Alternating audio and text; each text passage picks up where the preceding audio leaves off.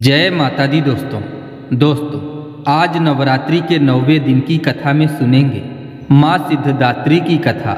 या देवी सर्वभूतेषु माँ सिद्धदात्री रूपेण संस्थिता। नमस्तस्यै नमस्तस्यै नमस्तस्यै नमो नमः। हे माँ सर्वत्र विराजमान और माँ सिद्धदात्री के रूप में प्रसिद्ध अम्बे, आपको मेरा बारंबार प्रणाम है। हे माँ मुझे अपनी कृपा का पात्र बनाओ। दोस्तों, माँ दुर्गा की 9वीं शक्ति का नाम सिद्धदात्री है। ये सभी प्रकार की सिद्धियों को देने वाली है। नवरात्रि पूजन के दिन इनकी उपासना की जाती है। इस दिन शास्त्रीय विधि विधान और पूर्ण निष्ठा के साथ साधना करने वाले साधक को सभी सिद्धियों की प्राप्ति हो जाती है।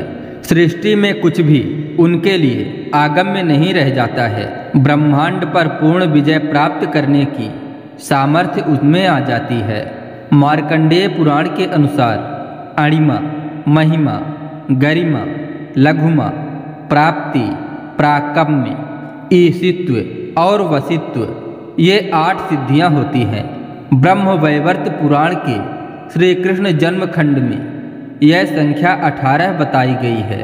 इनके नाम इस प्रकार हैं: अणिमा, लघुमा, प्राप्ति, प्राकम्य, महिमा, ईशित्व, वासित्व, सर्व काम सहिता, सर्वज्ञत्व, दूर श्रवण, परकाय प्रवेशन, वाक सिद्धि, कल्प वृक्षत्व, सृष्टि संहार करण सामर्थ्य, अमरत्व, सर्वन्यायकत्व, भावना और सिद्धि। माँ सिद्धदात्री भक्तों और साधकों को ये सभी सिद्धियां प्रदान करने में सामर्थ्य हैं। देवी पुराण के अनुसार भगवान शिव ने इनकी उपासना से ही इन सिद्धियों को प्राप्त किया था और इनकी अनुकंपा से ही भगवान शिव का आधा शरीर देवी का हुआ था। इसी कारण भगवान शिव अर्धनारीश्वर नाम से प्रसिद्ध हुए। माँ सिद्धदात्री 4 भुजाओं वाली हैं। इनका वाहन सिंह है। ये कमल पुष्प पर भी आसीन होती हैं। इनकी दाहिने तरफ के नीचे हाथ में कमल पुष्प है। प्रत्येक मनुष्य का यह कर्तव्य है कि वह माँ सिद्धदात्री की कृपा प्राप्त करने का निरंतर प्रयत्न करे, उनकी आराधना की ओर अग्रसर हो। इनकी कृपा से आनंद दुख रूप संसार से निर्लिप्त रहकर सारे सुखों का भोग करता हुआ वह मोक्ष को प्राप्त कर सकता है। नव दुर्गाओं में माँ सिद्धदात्री अंतिम है। अन्य 8 दुर्गाओं की पूजा उपासना शास्त्रीय विधि विधान के अनुसार करते हुए भक्त दुर्गा पूजन के 9वें दिन इनकी उपासना में प्रवृत्त होते हैं।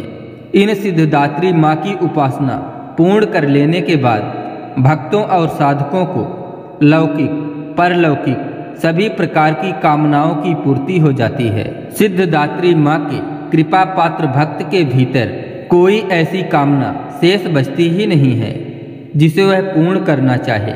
वह सभी सांसारिक इच्छाओं आवश्यकताओं से ऊपर उठकर मानसिक रूप से माँ भगवती के दिव्य लोकों में विचरण करता हुआ उनके कृपा रस पीयूष का निरंतर पान करता हुआ विषय भोग शून्य हो जाता है। आज के युग में इतना कठिन तप तो कोई नहीं कर सकता, लेकिन अपनी शक्ति अनुसार जप तप पूजा अर्चना कर कुछ तो माँ की कृपा पात्र बनता ही है। प्रत्येक सर्वसाधारण के लिए आराधना सरल है।